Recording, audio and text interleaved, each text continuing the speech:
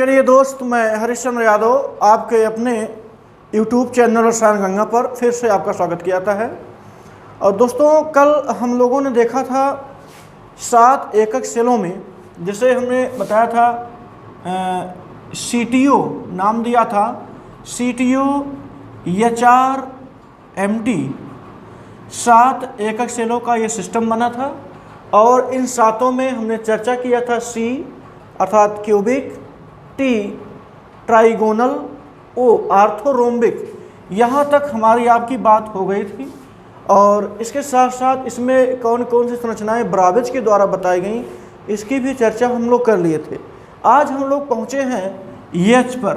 H for hexagonal, R rhombohedral, M monoclinic और T triclinic. ये 4 बचे थे, इसमें 3 हो गए थे। इन्हीं चारों के बारे में आज हमें पढ़ना है। अब एक एक करके हम समझेंगे क्या होता है H, जिसको हेक्सागोनल बोलते हैं। क्या होता है H, इसे देखते हैं। तो H को हम कहेंगे H फॉर हेक्सागोनल। हेक्सागोनल होता है। और अब इसमें देखना है कि जो एक प्रकृति हमने बताया था ABC और अल्फा बीटा गामा, इन्हीं दोनों गुणों के आधार पर हम इसके बारे में जो भी कुछ जानना होगा जान पाएंगे। तो यहाँ पर देखेंगे, इसमें A, B और C यानी कोर के भुजाओं की स्थिति क्या होती है। यहाँ पर A बराबर B होता है, यानी कि A और B एक दूसरे के बराबर होते हैं, लेकिन C बराबर नहीं होता है। पहली बात है ये, A बराबर B लेकिन वो C के बराबर नहीं होगा, यानी C कम अथवा ज़्यादा हो सकता है, छोटा अथवा बड़ा हो सकता है। और जहाँ तक रही बात कोण की, अल्फा, बीटा और गामा, इन तीनों कोणों में बात करें, अल्फा और बीटा ये बराबर होंगे 90 डिग्री के। ये बराबर हो जाएंगे 90 डिग्री के, और गामा ये जा करके हो जाएगा 120 डिग्री। अल्फा बीटा ये दोनों 90 डिग्री बन जाएंगे और गामा का जो कोण होगा वो 120 डिग्री बनेगा। इस प्रकार से ये हेक्सागोनल स्ट्रक्चर तैयार करेंगे। एग्जाम्पल की बात करें तो इस प्रकार का जो एग्जाम्पल तैयार करेगा वो है आइस, यानी कि बर्फ। बर्फ की जो संरचना होती है वो हेक्सागोनल पाई जाती है। और हेक्सागोनल संरचना और भी पाई जाती है जिसका नाम है CDS। CDS कहें तो cadmium oxide, sorry cadmium sulphide, oxide नहीं, वो हो रही है सल्फर है। कैडमियम सल्फाइड और बर्फ, 2 ऐसे पदार्थ हैं जो हेक्सागोनल स्ट्रक्चर में पाए जाते हैं। देखते हैं कि इसकी संरचना कैसे होती है। इसकी संरचना में सीधा सा दिया गया हेक्सागोनल, यानी कि षष्ठफलकीय होंगे। आप ऐसे कुछ बनाएंगे,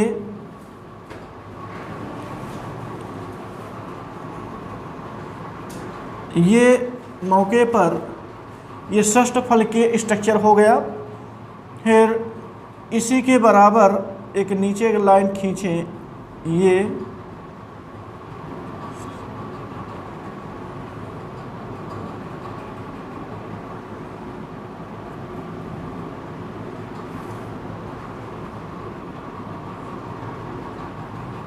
और यहाँ पर इसके बैक साइड में जाएगा। ये इस प्रकार की जो संरचना बनेगी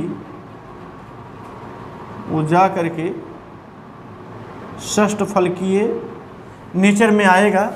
यहाँ पर देखेंगे A और B बराबर हैं, यानी कि 2 भुजाएं, अगर हम बात करें 2 भुजाओं की, तो ये 2 भुजाएं, चाहे आप इसे मान लीजिए, ये 2 भुजाएं बराबर होंगी और ये एक दूसरे के 90 डिग्री पर होंगे।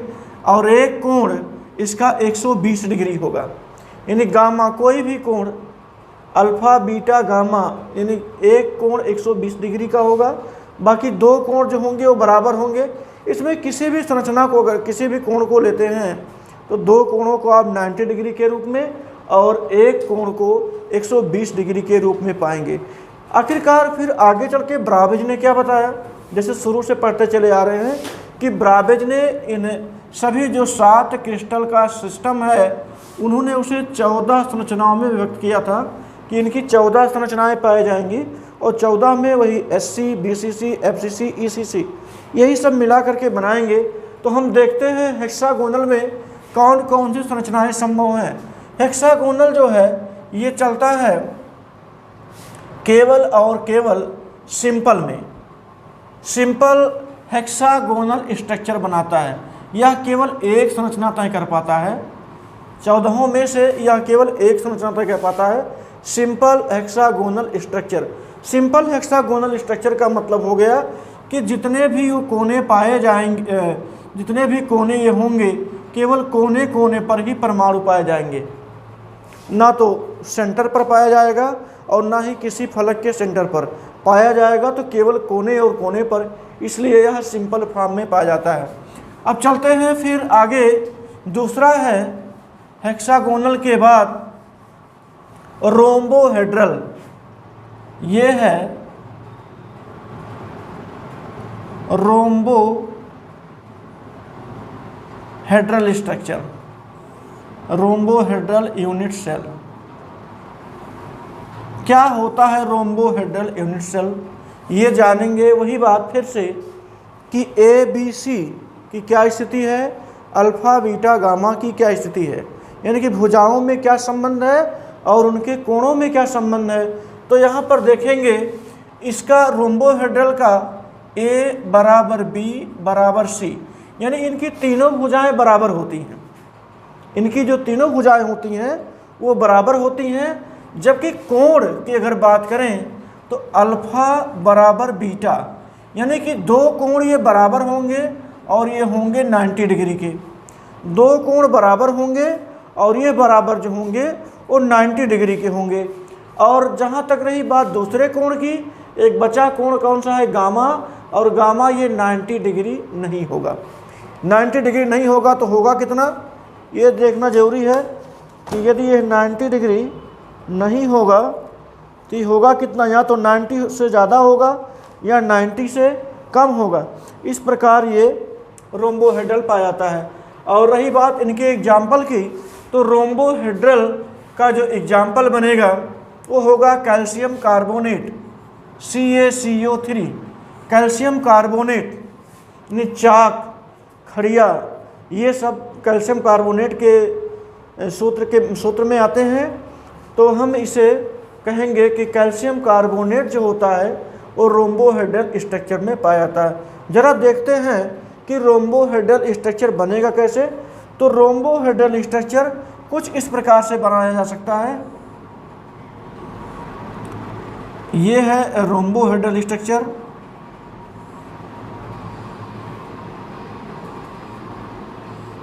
ये रोम्बोहेड्रल स्ट्रक्चर रहा, सॉरी ये यहाँ से मिलेगा, ये बनेगा रोम्बोहेड्रल स्ट्रक्चर, जिसमें से दो कोण अल्फा और बीटा और 90 डिग्री के होंगे और गामा वाला कोण 90 डिग्री का नहीं होगा।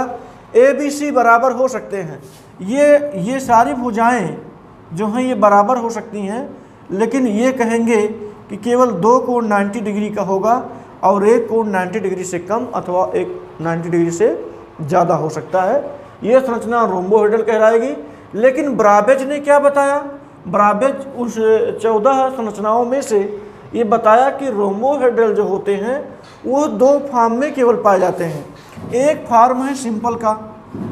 सिंपल कहने का मतलब जब प्रत्येक कोने पर 1 2 3 4 5 6 7 8 प्रत्येक कोने पर जब परमाणु पाए जाएंगे तभी वह सिंपल कहलाएगा। सिंपल रोम्बोहेड्रल, यानी हम कह सकते हैं ये SR फॉर्म में पाया जाएगा। अच्छा, एक और उसी में पाया जाता है जिसको हम बोलते हैं इंड सेंटर्ड। इंड सेंटर्ड मतलब किन्हीं दो विपरीत, जैसे ये लेफ्ट साइड हो गया, ये राइट साइड हो गया, किन्हीं दो विपरीत फलकों पर परमाणु पाए जाएंगे तब वो ECC के दायरे में आता है। और इसी प्रकार से जो रोम्बोहेड्रल यूनिट सेल होता है इसकी दो संरचनाएं होती हैं। पहली संरचना हो गया सिंपल रोम्बोहेड्रल और दूसरी संरचना हो गया इंड सेंटर्ड रोम्बोहेड्रल, ECR। ये दो फॉर्म में पाया जाता है। अब आगे चलेंगे तो आगे एक और बचता है जिसका हमने जिक्र किया, टी। ठीक है, अभी आर हुआ है, अभी यम और टी बचा हुआ है। ध्यान में रखेंगे, यम और टी बचा हुआ है। हम बात कर लेते हैं मोनोक्लिनिक की। यम फार है मोनोक्लिनिक। देखते हैं क्या होता है मोनोक्लिनिक। मोनोक्लिनिक यूनिट सेल, देखिए बहुत आसान सा है मोनोक्लिनिक यूनिट सेल। यहाँ पर तो ऐसा कुछ होता है कि इसमें अल्फा, बीटा और गामा में एक कोण 90 डिग्री नहीं होता है, दो कोण इसके 90 डिग्री पर होते हैं। यानी अगर हम कहें इसका अल्फा बराबर गामा होगा जो कि 90 डिग्री बनाएगा, लेकिन जो बीटा होगा वो 90 डिग्री के बराबर नहीं होगा, ये होता है। फिर अगर हम भुजाओं की बात करें तो इसमें कोई भी भुजा बराबर नहीं होगी, यानी कि ए नॉट इक्वल टू बी और ये नॉट इक्वल टू सी, एकदम अलग है। यहाँ पर कोई भी भुजा एक दूसरे के बराबर नहीं हो सकती है। जबकि कोण के मान की बात करें तो अल्फा और गामा ये दो कोण जो है 90 डिग्री के होंगे और बीटा का मान 90 डिग्री नहीं होगा। तो चलते हैं इसके स्ट्रक्चर की हम बात करें। मोनोक्लिनिक स्ट्रक्चर की अगर हम बात करते हैं तो कुछ इस प्रकार से बनेगा। जैसे एक डिब्बा मान लीजिए और डिब्बा बिल्कुल खुला हो, एक चौकोर डिब्बा हो और वो चौकोर डिब्बा खुला हो, तो इस प्रकार की संरचना इसमें पाई जाएगी। मतलब ऐसे इस प्रकार से देखें, इस प्रकार से है।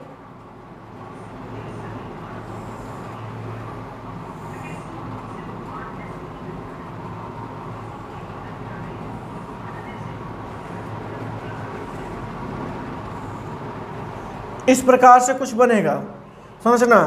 तो यहाँ पर देख रहे हैं कि दो कोण तो बिल्कुल आपको 90 दिखाई दे रहे हैं।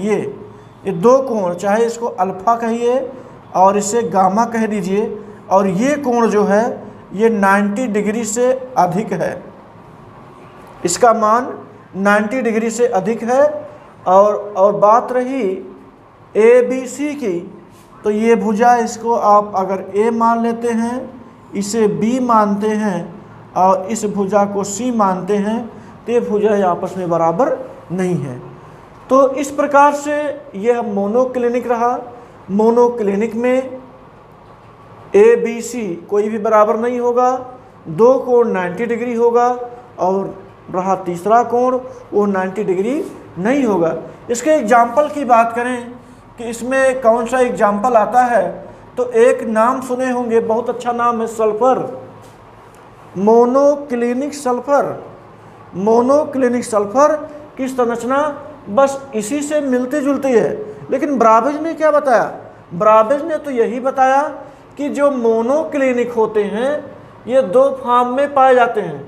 वो दो फॉर्म हैं आपके, यस यानी कि सिंपल और इंड, दो फॉर्म में पाए जाएंगे। सिंपल मतलब हो गया बिल्कुल साधारण, केवल कोने कोने पर पाए जाएंगे, केवल कोने कोने पर। और जो इंड की बात होगी, किन्हीं दो विपरीत फलकों पर परमाणु पाए जाएंगे, तब ये कहलाएगा end centred monoclinic unit cell. तो ये कुल मिलाकर के हमने 6 एकक सेलों की चर्चा कर दी और लास्ट में बचा है ट्राइक्लिनिक टी। ट्राइक्लिनिक की क्या संरचना होती है? ट्राइक्लिनिक में देखेंगे कि यह एक ऐसा यूनिट सेल होता है जिसमें कुछ भी बराबर नहीं होता है, ना तो भुजाएं बराबर होंगी, ना तो उसके कोण 90 डिग्री पर होंगे। जैसे ये देखिए, ये लिख देते हैं पहले, ये नॉट इक्वल टू बी और नॉट इक्वल टू सी, यानी कि ये कोई भी भुजा एक दूसरे के बराबर नहीं होगी।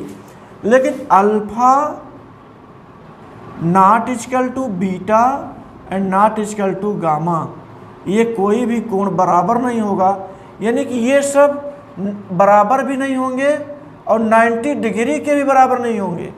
यहाँ पे ध्यान देना है कि लगभग ये जो बराबर 90 डिग्री दिया गया है, इतने के बराबर ये नहीं हो सकते हैं, अल्फ़ा बीटा गामा। तो होंगे क्या ये? इसमें एग्जाम्पल अगर बात करें तो एक है पोटेशियम डाइक्रोमेट K2Cr2O7, एक एग्जाम्पल है copper sulphate CuSO4 into 5H2O। ये कॉपर सल्फेट का हाइड्रेट सॉल्यूशन है, ये हाइड्रेट पदार्थ है। पोटेशियम डाइक्रोमेट और कॉपर सल्फेट ये इस प्रकार की संरचना को प्रदर्शित करते हैं। ब्राबेज ने बताया इसकी केवल एक संरचना होती है, वह सिंपल होती है, यानी कि सिंपल ट्राइक्लिनिक। सिंपल ट्राइक्लिनिक होगा। संरचना कुछ इस प्रकार से कर सकते हैं। यहाँ देखेंगे ये कोई भी कोण 90 डिग्री पर नहीं होगा, इस प्रकार की संरचना ये पाई जाएगी और ना तो कोई भुजा इसकी बराबर होगी। तो इस प्रकार से हम कह सकते हैं कि पोटेशियम डाइक्रोमेट की संरचनाएं पाई जाती हैं ट्राइक्लिनिक के फॉर्म में। तो अब तक हम लोगों ने देखा क्या, 7 क्रिस्टल निकायों में या समूहों में कुल 14 प्रकार की संरचनाएं पाई जाती हैं। उन 14 के बारे में हमने चर्चा किया और हमें विश्वास है कि आप लोगों को यह बात अच्छे से समझ में आई होगी। अब आज एक नई टॉपिक की शुरुआत करते हैं जो बहुत ही महत्वपूर्ण है और बगैर इसे पढ़े क्रिस्टल निकाय का पढ़ना ही अधूरा माना जाता है। जैसे वो क्या है, पहले आप एक शॉर्ट फॉर्म में समझेंगे। किसी हम एक सेल को लेकर के बात करें, जैसे एक सिंपल सेल की बात करें,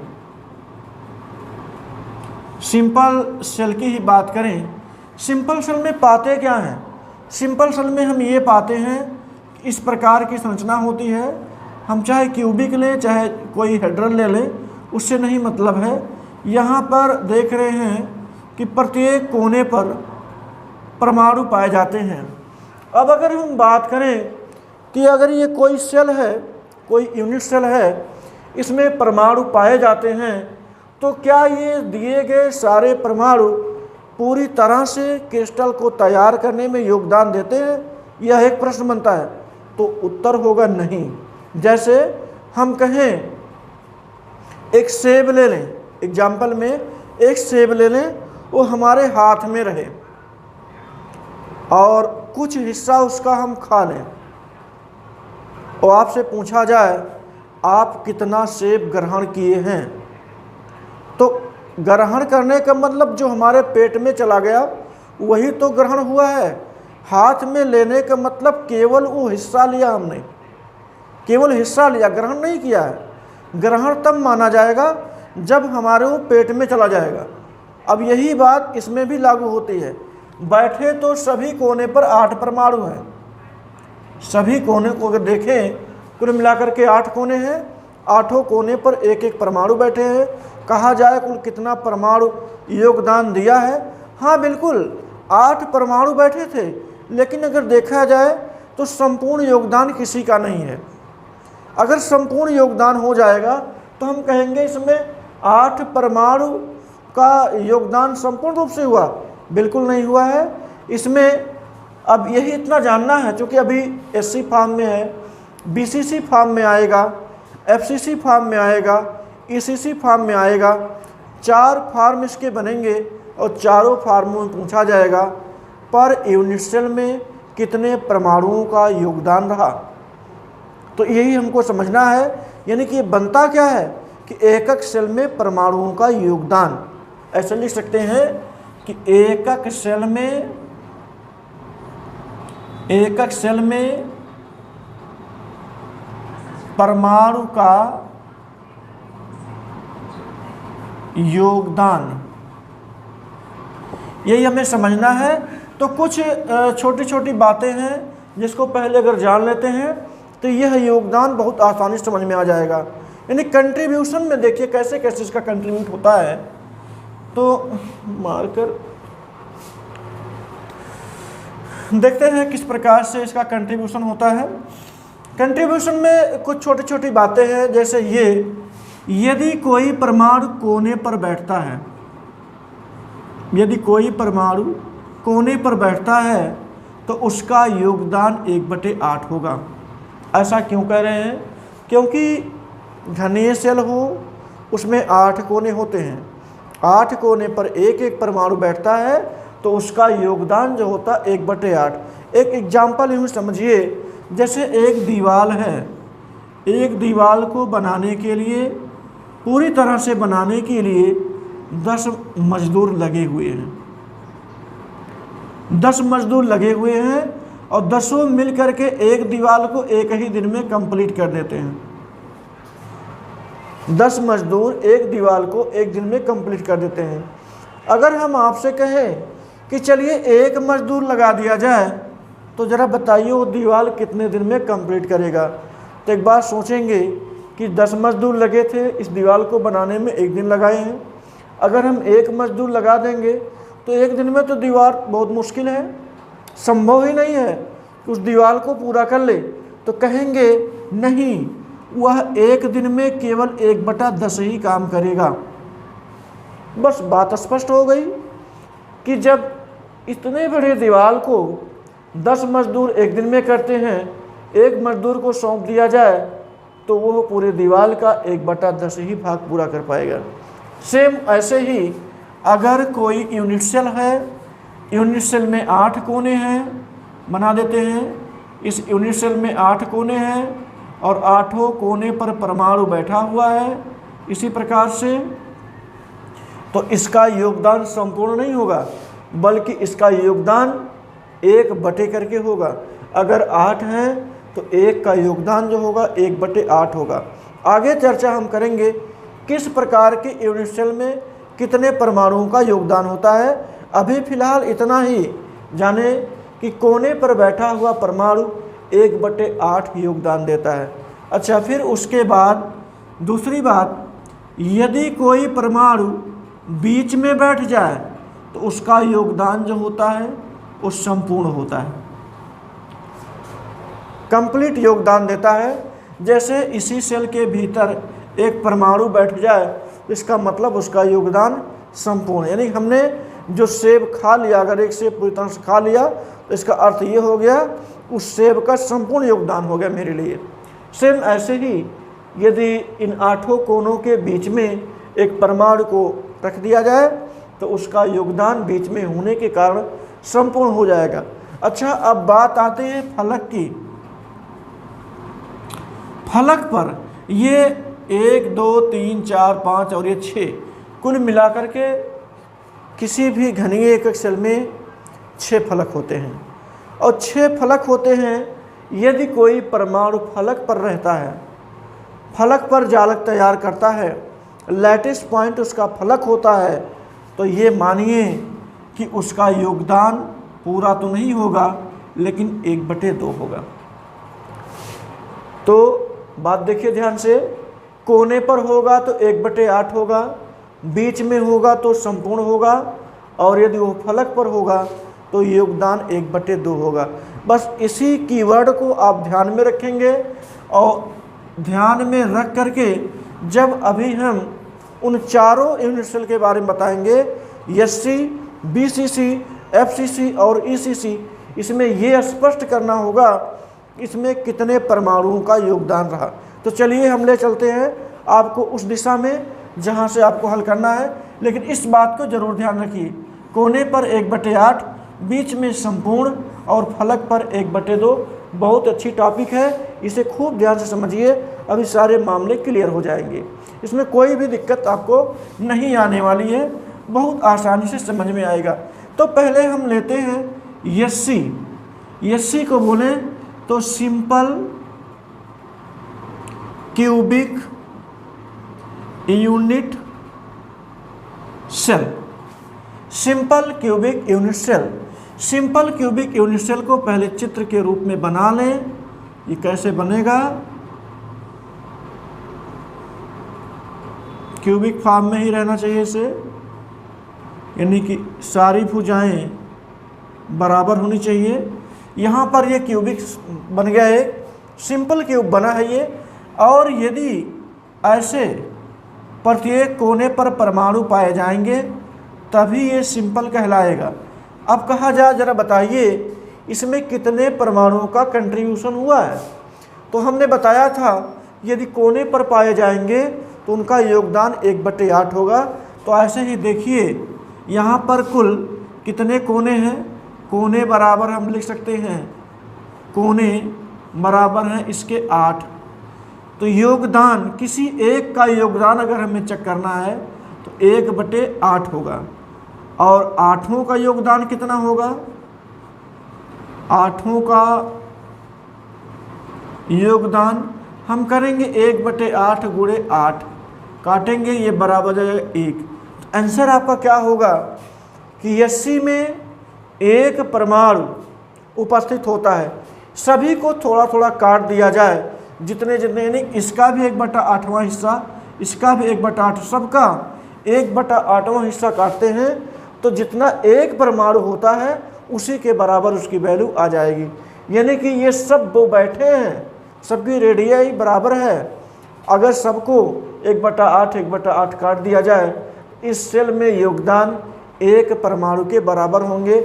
हम कहेंगे 1 एटम, यानी एक परमाणु पर यूनिट सेल हो जाएगा। इसका आंसर यही होगा कि इसमें 80 में एक परमाणु प्रति एकक सेल होता है। फिर आगे सेम इसी प्रकार से हम बात कर लेते हैं बीसीसी की। बीसीसी में क्या होता है, बीसीसी में भी वही बातें कि 8 कोने होंगे, 8 कोने पर परमाणु पाया जाएगा और बीच में एक परमाणु पाया जाता है। एकदम स्पष्ट हो गया। शुरुआत में वो पहले बीसीसी से पहले 80 था, 80 में योगदान कितना था, 1 का था। अब ये बीचों बीच में आ गया ये, तो बीच का हमने बताया था योगदान संपूर्ण होता है, तो बराबर हो गया 2 एटम, 2 परमाणु पर यूनिट सेल। बीसीसी में 2 परमाणु आएंगे इस एकक सेल में, योगदान देने वाले कुल 2 परमाणु होंगे। इसी प्रकार से अगर हम बात करें एफसीसी की, एफसीसी की अगर बात करें हम इसी बना देते हैं ऐसे, एफसीसी इसी बना देते हैं तो समझिएगा। एफसीसी में 6 फलक होते हैं, ऊपर नीचे दाएं बाएं सामने और पीछे, इस प्रकार से पाए जाएं। तो यहाँ पर देखना है, हमने शुरू में बताया कि फलक पर जो योगदान होता परमाणुओं का वो 1/2 होता है। तो कितने कुल फलक हो गए, कुल फलकों की संख्या हो गई 6, और 6 फलक योगदान कितना करेंगे 1/2, यानी कि योगदान के रूप में फलकों द्वारा कितना हो गया 3, यानी फलक के द्वारा, ये हम कह सकते हैं फलक के परमाणु का योगदान आ गया 3। और कोने के परमाणु का योगदान की बात करें, कोने के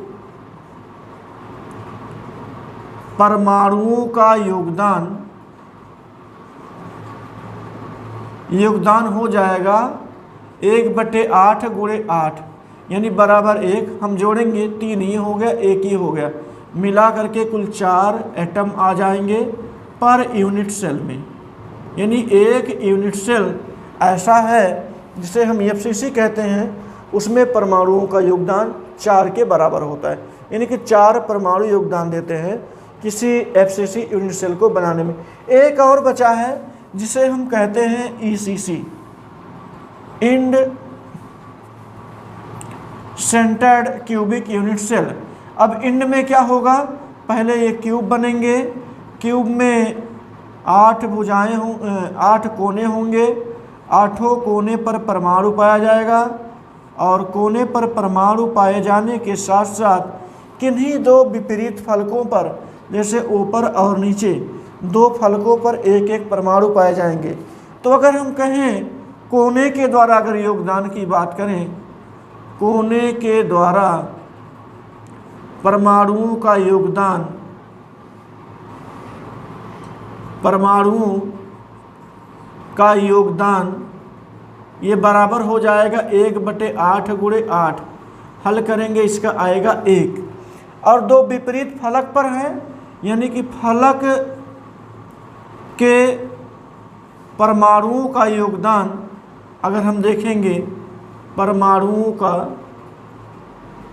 योगदान ये होगा 2 × 1/2, क्योंकि फलक पर जो परमाणु पाए जाते हैं उनका योगदान 1/2 होता है।